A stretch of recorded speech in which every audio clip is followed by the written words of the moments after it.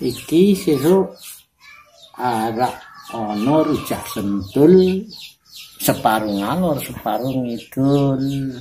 Sesuk nek Gunung Merapi iku njebluk bakal dadi segara Anakang Ngayuja kuwi. Sesuk calon ana kraton loro. Wetan siji kidul siji. Jarine wong biyen omong apa-apa ke saiki iki nemahi wong biyen.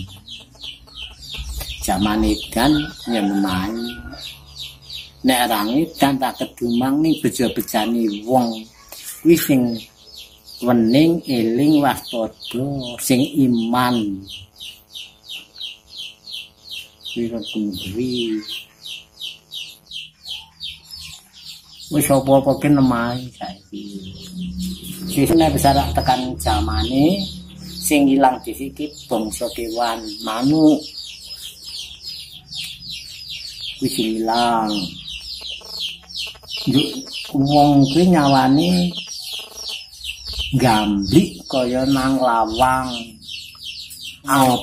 Tembung biyen kuwi sesuk iki jumudule nek wis ana kecoblong ki petengang kuwi arek ana Ratu Adil cacahe loro.